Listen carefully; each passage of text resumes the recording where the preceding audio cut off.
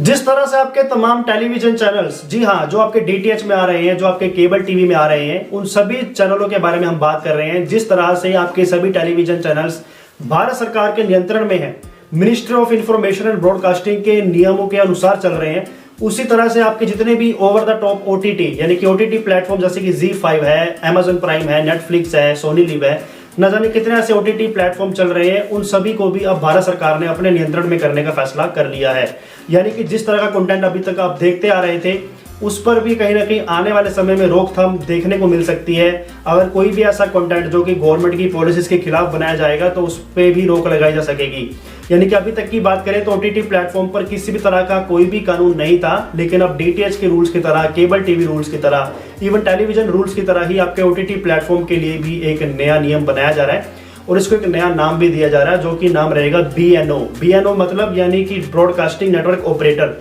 ये जो नया नाम दिया गया है ओटीटी प्लेटफॉर्म्स को, इसी के अंडर जो है हमारे लिए एक नया कानून पास किया जा रहा है, जिसके बाद तमाम ओटीटी प्लेटफॉर्म्स आपके जो है कानून में आ जाएंगे और अगर वो कोई भी इनकी पॉलिसी का उल्लंघन करेंगे तो उनको जो है टर्मिनेट भी किया जा सकेगा, यानी कि उस ओटीटी प्लेटफॉर्म को पूरे इंडिया में बंद भी किया जा सकेगा या कुछ समय के लिए जो है उसको सस्पेंड भी किया जा सकेगा, या फिर कोई ऐसा कंटेंट जो कि गवर्नमेंट के खिलाफ हो या गवर्नमेंट की जो बनाई गई पॉलिसीज के खिलाफ हो तो उसको भी वहां से कट किया जा सकेगा या फिर उस कंटेंट को टोटली वहां से हटाया भी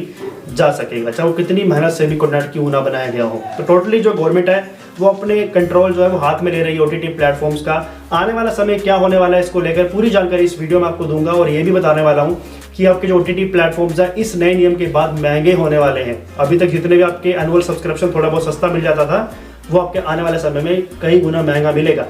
तो तैयार हो जाइए महंगाई का सामना करने के लिए। चैनल में पहली बार आए हो तो अभी सब्सक्राइब करें, बेल आइकन को प्रेस करें, आने वाले समय में आपको हमारी वीडियोस की नोटिफिकेशन इसी तरह से सबसे पहले मिलते रहे। अभी तक होता यह है कि जिस तरह का टीवी चैनल आप कोई भी देख रहे हैं मान लीजिए, और उसमें कोई भी ऐसा कंटेंट जो कि पॉलिसी के वायलेशन में आता है, पॉलिसी के खिलाफ जाता है, तो उस चैनल पे जो है कहीं ना कहीं रोक लगा दी जाती है कुछ समय के लिए। फॉर एग्जांपल कोई ऐसा न्यूज चैनल है जिसने गवर्नमेंट की पॉलिसीज के खिलाफ जो है आवाज उठाई या फिर गवर्नमेंट के खिलाफ कुछ ऐसा दिखा दिया, तो होता यह है कि उस चैनल पे जो है रोक लगा दी जाती है और मेरे ख्याल से 2 या 3 दिन के लिए भी हो सकता है, हफ्ते भर तक के लिए भी जो है उसके ब्रॉडकास्टिंग पे रोक लगा दी जाती है कि वो टीवी चैनल जो है वो कोई भी कस्टमर व्यूवर ना देख सके किसी भी डीटीएच में, किसी भी केबल टीवी में। तो ये भी हमें देखने को मिलता है। उसी तरह से आपके ओटीटी प्लेटफॉर्म पर भी टोटली कंट्रोल हो जाएगा। इसके लिए जो है एक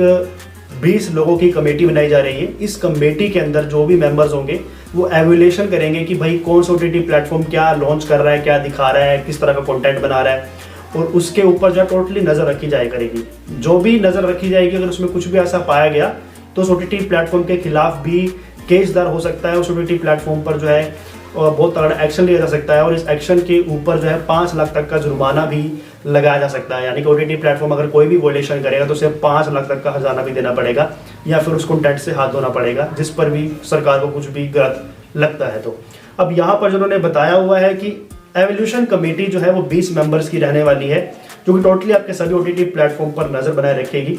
और किसी भी पॉलिसीज का अगर वायलेशन किया जाता है तो उस पर जो सस्पेंशन का, टर्मिनेशन का या फिर वार्निंग का भी एक्शन लिया जा सकता है या 5 लाख तक की पेनल्टी, जैसे कि आपको मैं बता चुका हूँ, ये लगाई जाएगी।